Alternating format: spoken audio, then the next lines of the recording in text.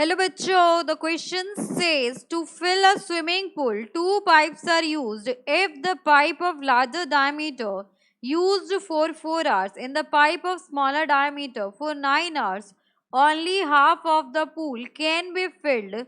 Find how long it would take for each pipe to fill the pool separately. If the pipe of smaller diameter takes 10 hours more than the pipe of larger diameter to fill the pool. अब यहाँ पे देखिए question कहता क्या है हमसे। Question ये कहता है कि एक स्विमिंग पूल को फिल करने के लिए हमने दो पाइप्स का यूज किया है।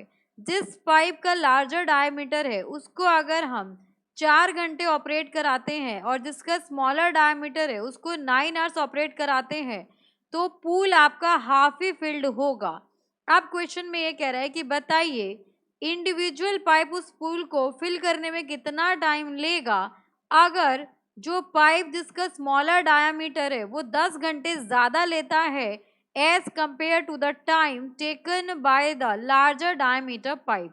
अब यहाँ पर इस क्वेश्चन को सॉल्व करने के लिए हम यहाँ पर की कंसेप्ट यूज करेंगे, that is if a tank is filled in x hours, अगर कोई टैंक आपका एक्स आवर में फिल हो जाता है, therefore the amount of water in 1 hour, so 1 hour में कितना अमाउंट ऑफ वाटर फिल हुआ होगा that will be given by 1/x।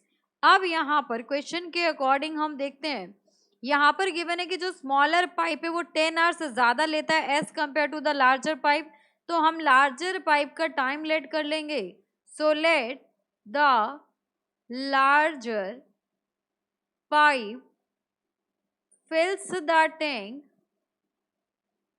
In x hours, ये फिल करता है टैंक को x आवर्स में, तो यहाँ से आ जाएगा कि स्मॉलर पाइप, यहाँ पर लार्जर और स्मॉलर पाइप का कंसर्न इसी से है, डायमीटर के हिसाब से हम लार्जर और स्मॉलर बोल रहे हैं। So smaller pipe fills the tank in x + 10 hours, इतना टाइम लगेगा स्मॉलर पाइप को। अब यहाँ पे देखिए क्या कहा जा रहा है कि अगर हम 4 घंटे चलाएं लार्जर पाइप को और 9 घंटे चलाएं स्मॉलर डायमीटर वाले पाइप को, तो जो पूल है आपका हाफ फिल्ड होगा। सो अकॉर्डिंग टू क्वेश्चन यहाँ पर हो जाएगा आपके पास 4 घंटे चला रहे, देखिए 1 घंटे में लार्जर पाइप कितना फिल करेगा 1/x, तो 4 घंटे में कितना करेगा x/4 प्लस जो स्मॉलर डायमीटर का पाइप है वो 9 घंटे में कितना वाटर फिल करेगा, तो वो हो जाएगा 9/x + 10 इज इक्वल्स टू, दोनों मिलके कितना कर रहे हैं, सो दोनों मिलके हाफ टैंक को फिल कर रहे हैं। अब यहाँ से इसको सॉल्व करेंगे तो ये हो जाएगा 4x + 40 + 9x is equals to, यहाँ पर आ जाएगा आपके पास x + 10 इक्वल्स टू 1/2। अब यहाँ पर हम क्रॉस मल्टीप्लाई करके इसे सिंप्लीफाई करेंगे।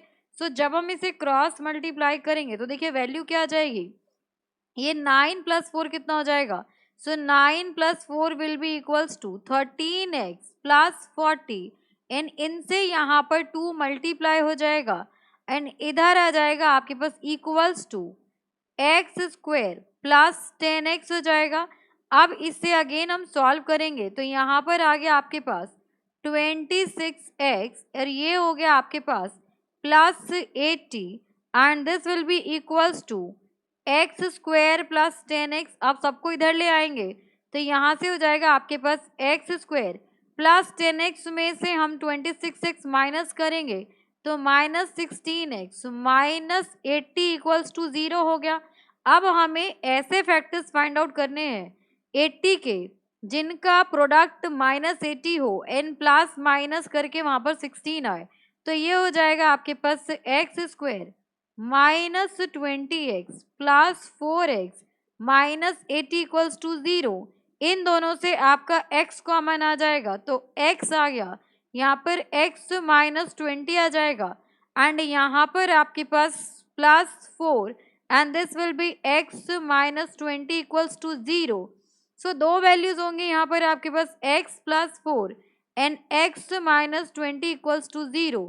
सो एक x की वैल्यू आएगी 20 और एक x की वैल्यू आएगी आपके पास -4।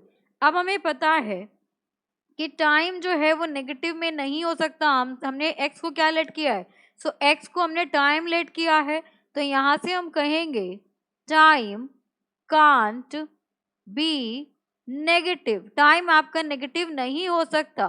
देयरफॉर x क्या है आपके पास, x आपके पास है लार्जर पाइप कितना टाइम लेता है टैंक को फिल करने में, तो यहाँ से हम कह सकते हैं लार्जर पाइप will take